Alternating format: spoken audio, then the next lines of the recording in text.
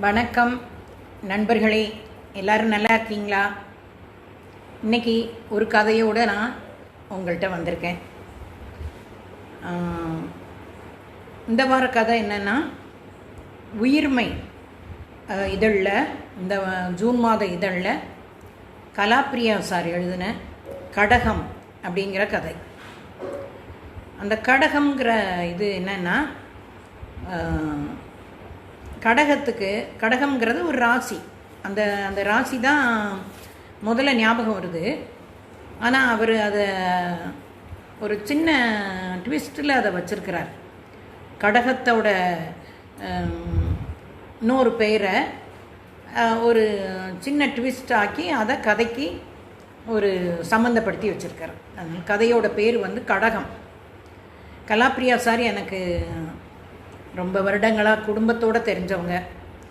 நான் ஒரு பீரியடில் ப்ராட்பேண்ட் இன்சார்ஜாக இருந்தேன். ப்ராட்பேண்டு அப்போ வந்த புதுசு. அதனால் நம்ம எழுத்தாளர்கள், நெல்லை எழுத்தாளர்கள் நிறைய பேர் ப்ராட்பேண்ட் வாங்கி அது மூலம் பிளாகில் எழுதிட்டுலாம் இருந்தாங்க. முதல்ல எனக்கு அறிமுகமானவங்க Nellaikannan sir. Nellaikannan sir broadband கிடைக்கலன்னு சொல்லி எங்கள் செக்ஷனுக்கு காண்டாக்ட் பண்ணி நான் பை சான்ஸாக ஃபோன் அட்டன் பண்ணேன். அப்போ அவங்க நெல்லைக்கண்ணன் சார்னு தெரிஞ்சவுடனே, அப்போ அந்த சமயத்தில் நான் அவரோட புக்கு வாசிச்சிருந்தேன். கவிதை புக்கு வித்தியாசமாக போட்டிருந்தார். மீதமொரு முளையெறி அந்த புக்கோட பேர். அதுலேருந்து அறிமுகம். அவர் அதுக்கப்புறம் அவங்க பழகினவங்கள்ட்ட சொல்லி அப்படியே நெல்லையில் உள்ள எழுத்தாளர்கள் நிறைய பேர் எனக்கு அறிமுகமானாங்க. அதில் கலாப்ரியா சார் ஒருத்தங்க. அவங்க ரொம்ப எளிமையானவங்க பழகிறதுக்கு. நம்ம ஒரு வயதில் பெரியவங்களேங்கிற ஒரு பயம் இல்லாமல் அப்படி பழக முடிஞ்சவங்க. மேடம் கலாப்ரியா சார் ஒய்ஃபும் ரொம்ப இனிமையாக பழகக்கூடியவங்க. அதனால் அது எனக்கு பல வருட பழக்கமாக அவங்களோட நட்பு இருக்குது. அந்த கதையை இந்த மாதம் இதழில் பார்த்த உடனே வாசிப்போம்னு நினச்சேன்.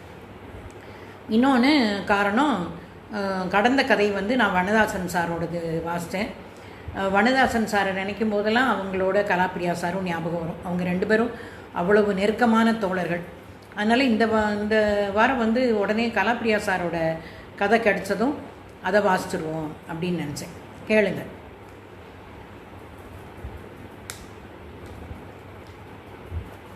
கடகம். இன்னும் சித்திரை பிறக்கவில்லை. வெயிலின் தாக்கம் அதிகமாகத்தான் இருந்தது. சாயங்காலம்தானே கூட்டம், பொழுதார போகலாமே, இந்த வேணா வெயிலில் போகணுமா என்று பழனியின் மனைவி கூட சலித்து கொண்டாள். இன்று கூட்டத்தில் பேசுவதற்கு பெருமாள் சார் வருகிறார். அவரை சந்தித்து பேசிக்கொண்டிருந்த நாட்கள் நிறைய ஆகிவிட்டன. அவருடன் இலக்கியம் பேசிக்கொண்டிருப்பது சுவாரஸ்யமாக இருக்கும். தீவிரமான இலக்கியத்தை பேசினாலும் சலிப்பு தோன்றாமல் இடையிடையே பல விஷயங்களை பேசுவார். இலக்கிய சண்டைகளை குறித்தும் தன்முனைப்பான சில ஆளுமைகளின் பலவீனங்கள் குறித்தும் சிரிக்காமல் சொல்லி சிரிக்க வைப்பார். பழனிக்கு சங்கீதம் அரைகுறையாகத்தான் தெரியும். சினிமா பாடல்கள் என்ன ராகத்தின் அடிப்படையில் போட்டிருக்கிறார்கள் என்ற கேள்வி ஞானம்தான் அவனது இசையின் எல்லை. ஏதாவது ஒரு பாடலை இன்னொன்றுடன் ஒப்பிட்டு அதே போல இதுவும் மோகனம்தானோ என்று நினைப்பான். அதை இசை நன்கு தெரிந்தவர்களிடம் கேட்பான். சிலர் பழனியின் இசை ஆர்வம் படக்கென்று வாடிவிடும் வகையில் உனக்கு எதுக்கு இந்த அலசல் என்கிற தொனியில் பதில் சொல்வார்கள். ஆனால் பெருமாள் அப்படி இல்லை. லேசாக ஸ்வரங்களையோ ஏதோ கீர்த்தனையோ முணுமுணுத்து பார்த்துவிட்டு சரியாத்தான் சொல்கிறீங்க என்பார். தவறாக இருந்தால், இல்லை அது மாதிரி சாயலில் இருக்குது, ஆனால் கல்யாணி என்பார். அல்லது பொதுவாக திரை இசையில் ராகம் பூரணமாக இருக்காது. நீங்கள் சொன்ன பாடல் பகாக் என்று அவன் கேள்விப்பட்டே இராத ராகத்தின் பெயரை சொல்லி அந்த ராகத்தில் உள்ள வேறு பாடல்களை சொல்வார். பதிலும் ரசமாக இருக்கும். கூடுதலாக ஏதோ தெரிந்து கொண்ட திருப்தியும் இருக்கும். அவர் காலை ரயிலில் அந்த ஊருக்கு வருகிறேன், மாலை வரை ஓய்வாகத்தான் இருப்பேன், நீங்கள் வாருங்களேன் என்று சொல்லியிருந்தார்.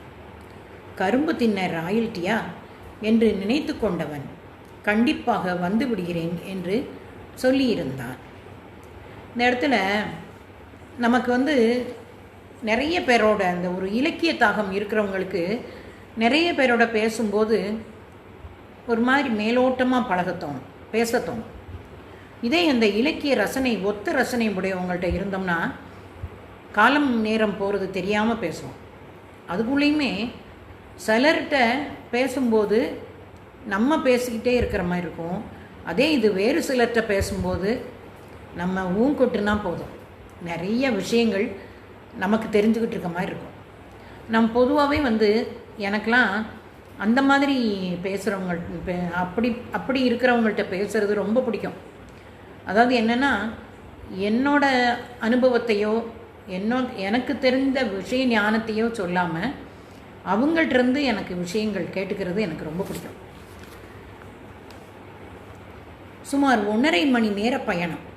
10 மணிக்கு பஸ்ஸில் ஏறினவனை அந்த ஊர் நெருங்க நெருங்க முகத்தில் அடிக்கும் வெக்கை காற்றால் 11 மணி ஏறு வெயில் வறுத்தெடுக்க ஆரம்பித்தது. பஸ் வழியில் ஒரு ஓரமாக ஏதோ மரத்தின் கிளைகளில் சற்று உரசியபடி நின்றது. பங்குனி மாதத்து வேப்பம்பூவின் வாசனை நாசியை நிறைத்தது. ஒரு குளுமை சுவாசம் எங்கும் பரவியது. எதிரே இருந்த சைக்கிள் கடையின் பெயர் பலகையில் கோணல் மாணலாக ஊர் பெயரும் எழுதியிருந்ததை வாசித்தான். கள்ளிக்குளம். அது சிறிய ஊர். அங்கெல்லாம் அவன் ஏறியிருந்த விரைவு பேருந்து நிற்காது என்று நினைத்து கொண்டிருந்தான். பக்கத்தில் இருந்தவரிடம் கேட்டான், இங்கெல்லாம் இந்த பஸ்ஸு நிற்குமா என்ன? இங்கே இந்த பஸ்ஸு நிற்காது, ஆனால் எல்லா பஸ்ஸும் நின்று தான் போகும் என்றவர் புதிரான தன் பேச்சுக்கு அவரே விடை சொல்வது போல, இங்கே இந்த மரத்தடியில் தாமிரபரணி தண்ணீர் போகிற பெரிய பைப்லைன் ஒன்று போகுது. இந்த ஊருக்குன்னு அதில் ஒரு சின்ன குழாயும் நல்லியும் வச்சுருக்காங்க. மெயின் லைன் என்பதால் 24 மணி நேரமும் தண்ணீர் வரும். டிரைவர்கள் எல்லோரும் இங்கே பஸ்ஸை நிப்பாட்டி 2 பாட்டில் தண்ணீர் பிடிச்சிக்குவாங்க. இல்லைன்னா இப்போ அடிக்கிற வெயிலுக்கு நடுவழியில் நாவறட்சி ஏற்பட்டால் அவங்க தண்ணிக்கு எங்கே போவாங்க என்றார். பழனிக்கு சட்டென்று பொறி தட்டிட்டு, இந்த கள்ளிக்குளம் ஊரில் தானே செண்பகா மேடம் இருக்கிறதா நண்பர்கள் சொன்னாங்க. உடம்புக்கு ரொம்ப முடியாமல் இங்கே பூர்வீக வீட்டில் தங்கி இருக்கிறதா சொல்லிக்கிட்டு இருந்தாங்க. பார்த்துட்டு போயிடலாமே, இங்கே தான் எல்லா பஸ்ஸும் நிற்பதாக சொன்னாரே. மேடத்தை பார்த்துவிட்டு அடுத்த பஸ்ஸில் போய்விடலாம். செண்பகா மேடம் மத்திய அரசில் வேலை பார்த்தவங்க. வீடு எங்கன்னு விசாரித்தா தெரியாதா? மேடத்தின் அப்பாவும் பிரபலமானவர் தான். எப்போதும் கதர்குல்லாய் போல ஒன்று அணிந்திருப்பார். அதையெல்லாம் சொன்னால் தெரிந்து விடுமே. மனதுக்குள் நினைப்பு ஓட ஓட சட்டென்று எழுந்து பேருந்தை கிளப்ப முயற்சித்த ஓட்டுநரிடம், சார் இங்கே கொஞ்சம் இறங்கிக்கிடுறேன் என்று சொல்லிவிட்டு அவசர அவசரமாக இறங்கினான். நடத்துனர், சார் மெதுவாக இறங்குங்க, ஆனால் நீங்கள் இறங்க வேண்டிய இடம் இது இல்லையே என்றார். ஆமாம், இங்கே ஒருத்தரை பார்க்கணும். சாரி சார், நன்றி சார் என்று பதற்றமாக சொல்லிக்கொண்டே இறங்கினான். கண்டக்டர்களோட ஒரு தனி திறமை. அதில் எத்தனை பேர் ஏறி இருந்தாலும் அதில் ஒரு குறிப்பிட்ட நபர் எங்கே இறங்கணும் அப்படிங்கிறது அவங்க அதுக்கு ஞாபகம் கேட்குறாரு பாருங்க, நீங்கள் இறங்க வேண்டிய இடம் இது இல்லையே அப்படின்னு. வேப்ப மரத்தடியில் குளுமையாக இருந்தது. மாசியில் மரம் தளிர்த்து அடர்ந்து இலையும் பூவுமாய் பசுமையும் வாசமுமாய் தலையாட்டி கொண்டிருந்தது.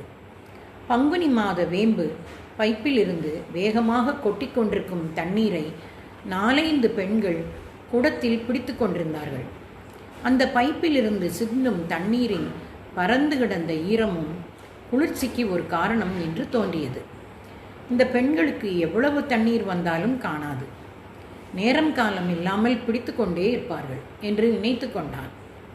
ஓரிரு ஆண்களும் பெரிய ஜெர்ரி கேன்களில் தண்ணீர் பிடிக்க நின்று கொண்டிருந்தார்கள்.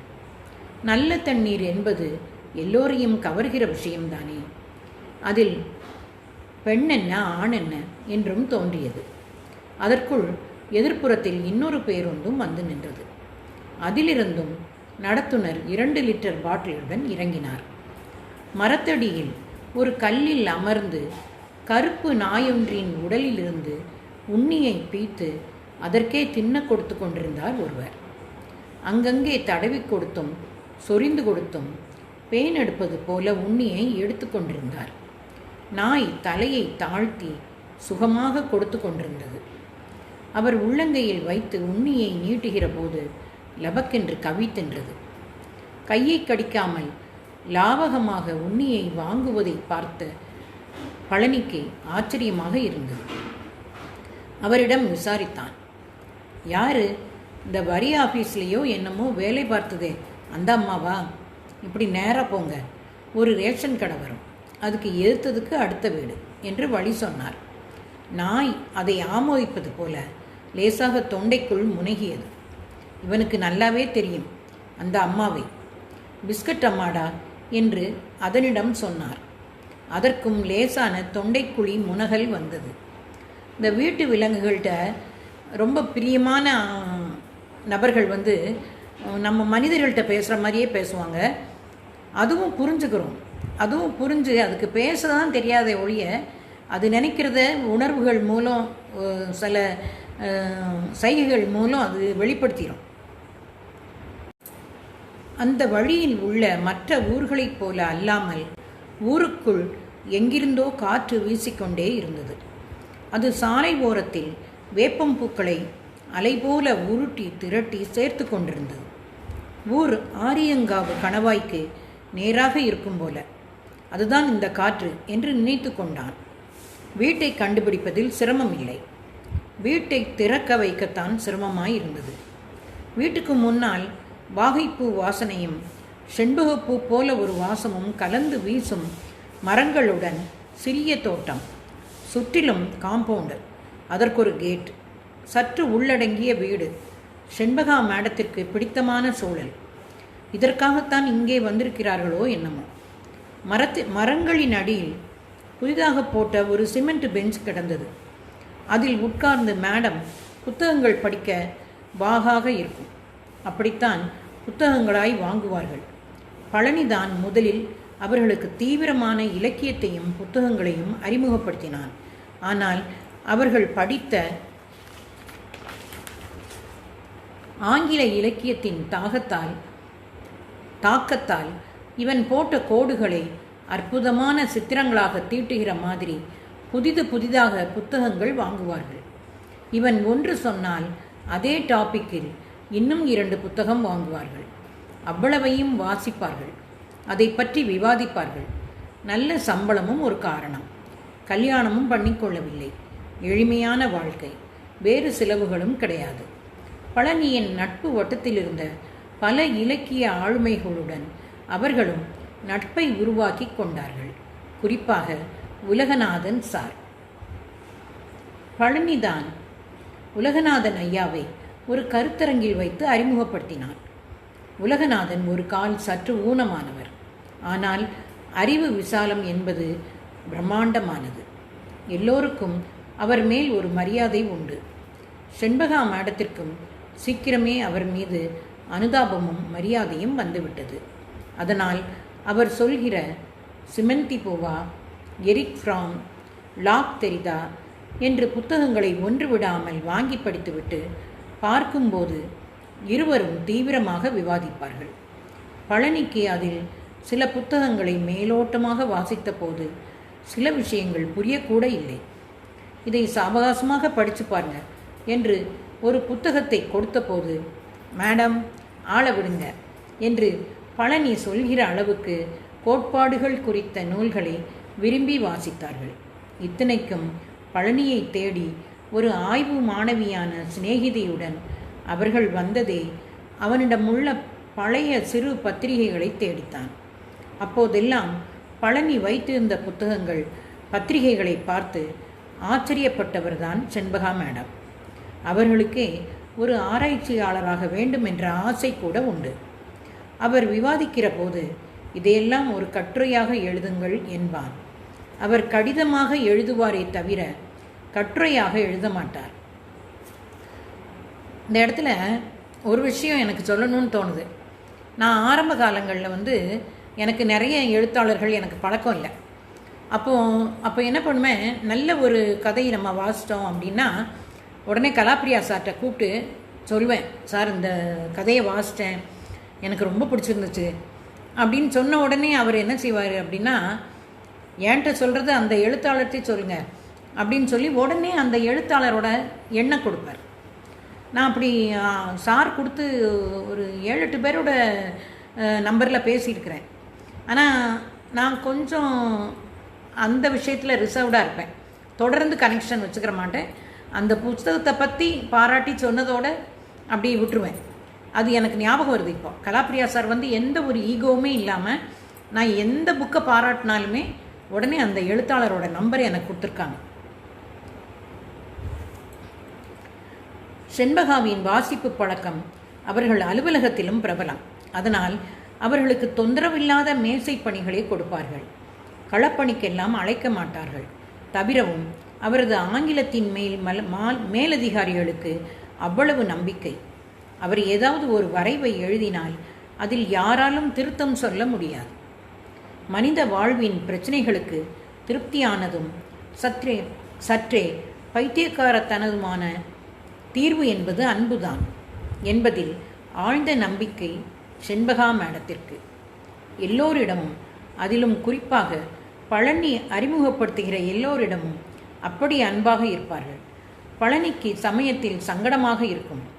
என்ன இது, இப்படி பைத்தியக்காரத்தனமாக நிபந்தனை ஏதுமில்லாமல் பழகுபவராக இருக்கிறார்களே என்று தோன்றும். ஒரு நாள் சொல்லவும் செய்தான், செண்பகா, நீங்கள் இப்படி இருந்தீங்கன்னா உங்களை ஈஸியாக முட்டாளாக்கிடுவாங்க என்று. அப்படிலாம் இல்லை பழனி, நான் சின்ன வயசுலேயே அம்மாவை இழந்தவர். அண்ணனும் அக்காவும் தான் வளர்த்தாங்க. அப்பா அப்படி ஒரு கண்டிப்பானவர், அவரையும் குறை சொல்ல முடியாது. அம்மா இல்லாத பொண்ணுங்க ஏதாவது தப்பு தண்டாவான பாதையில் போயிட்டா என்ன செய்யங்கிற பயம். அப்புறம் எங்கள் பழக்க வழக்கப்படி கடவுளுக்கு ரொம்ப பயந்தவர். அந்த பயமே எங்கள் மேலே கண்டிப்பு காட்டி வளர்க்கணும்னு தோணியிருக்கும். அவர் நினைச்ச மாதிரியோ என்னவோ அக்கா எங்கள் சொந்தக்காரங்களில் ஒருத்தரையே கட்டிக்கிட்டு நார்த் ஈஸ்ட் பக்கம் போயிட்டார். அது அண்ணனுக்கு தெரியும். அதிலிருந்து அப்பா, நீயும் அந்த ஓடுகாலி மாதிரி தானே போக போகிறேன்னு சொல்லிக்கிட்டே இருப்பார். ஏன் அடிக்கக்கூட செய்வார் என்று மேடம் சின்ன வயசில் என்று சேர்த்து கொண்டார். என்னது, அடிப்பாரா? பொண்ணுன்னு கூட பார்க்க மாட்டாரா? சின்ன வயசுலையா செண்பகா என்ற பழனியிடம் நான் ஒரு நாள் பள்ளிக்கூடத்தில் இருந்து வீட்டுக்கு போக கொஞ்சம் லேட் ஆயிட்டு. வகுப்புக்கே வந்துட்டார். அங்கே சாருடன் அவர் கேட்ட கேள்விக்கு சிரிச்சு பேசி பதில் சொல்லிக்கிட்டு இருந்தேன். யாரையும் பொருட்படுத்தாம என் இருக்கைக்கு பக்கத்தில் வந்து கொத்தாக தலைமுடியை பிடிச்சு முதுகில் ஒரு அடி. அங்கே பிடிச்ச தலைமுடியை விடவே இல்லை. பிடிச்சு வீடு வரை தெருவோடு இழுத்துக்கிட்டே வந்தார். இதை சொல்லிவிட்டு அமைதியாகி விட்டார். அன்று நீண்ட நேரம் அதற்கு பிறகு பேசவே இல்லை. சொல்லக்கூடாததை சொல்லிவிட்ட மாதிரி ஒரு அமைதிக்குள் போய்விட்டார். வழக்கமாக சாப்பிட்டு விட்டே போக சொல்லுபவர் அன்று சாப்பிடவும் சொல்லவில்லை. பொதுவாக அவர் வீட்டில் இருக்கையில் மாலையில் விளக்கு வைத்த பின் சாப்பிட மாட்டார். அப்பா பழக்கம். வெளியே சென்றாலும் அதே பழக்கத்தை கூடிய மட்டும் கைக்கொள்வார். ஆனால் வீட்டுக்கு வந்தவர்களுக்கு எந்நேரமானாலும் ஏதாவது சாப்பிட தருவார். அன்று அவரது அசாதாரண அமைதியை பார்த்து அவர் வாசித்து கொண்டிருந்த ஒரு புத்தகத்தை எடுத்து, நான் படிச்சு தட்டுமா என்று எடுத்துக்கொண்டு கிளம்பினான். தலையை மட்டும் அசைத்தார். பதவி உயர்வு காரணமாக பெங்களூர் போனார்.